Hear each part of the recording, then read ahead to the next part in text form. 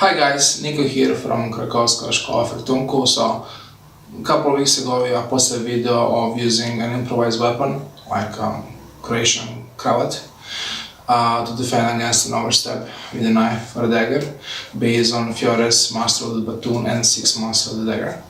We got some comment suggestions from our friends like in England that they prefer to do this technique with a lower key, which they believe is more in line with Fiore. And actually I agree, like Fiore uses the lower key excessively, and that's what we teach. So today we decided to basically shoot the same technique here in our home during the quarantine and show how to do the finish after the defense with the lower key.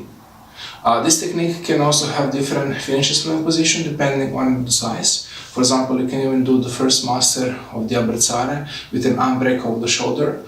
Of course, you can go for like armbar, or you can go for a throw, or like we shown last time, for a cross diagonal takedown with a chin strap.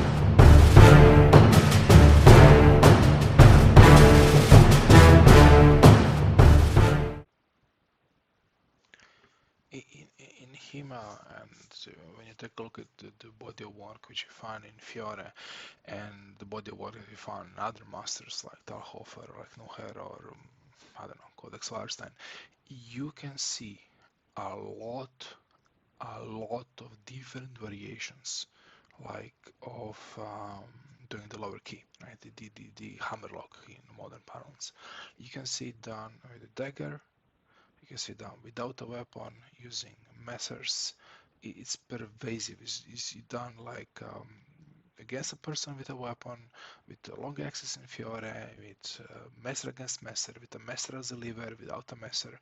So it's extremely pervasive, right?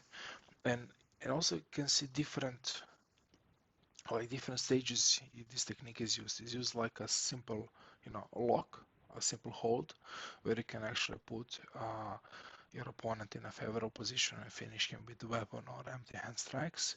You can use it as an escort hold, where you basically use this technique to control somebody and walk him somewhere else.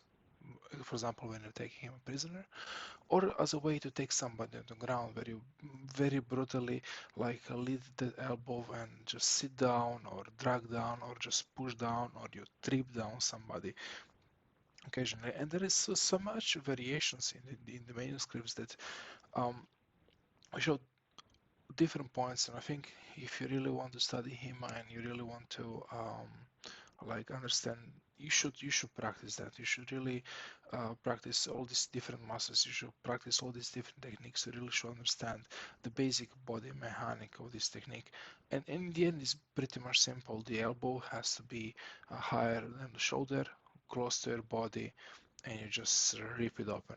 It's extremely devastating, extremely painful. One of the reasons we don't teach that often in my classes is that usually people come who have not great flexibility, and it takes time to develop the flexibility, and it is extremely painful and is extremely uncomfortable.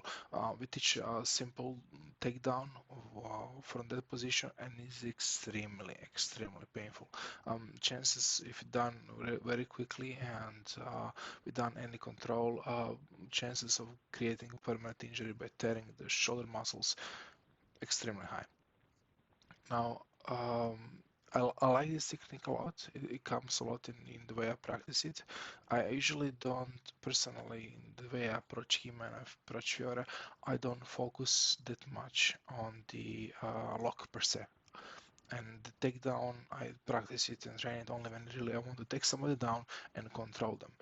My approach to him is based on real on self-defense, so something that I can take and use for my everyday self-defense. That's why I really train a little bit with modern weapons and modern situations, just because I want my training to serve me in the real life right now, as well as a way for me to learn and rediscover my common heritage. And that's why this technique I usually really do it. I want to be very brutal. I want to take someone down. I want to control them until help can arrive. Or I usually use it as a play score, so I can deliver devastating knee strikes and hammer fists to the neck or to the groin of the assailant. Maybe spin them down, just as a transitioning point for something else that I want to do.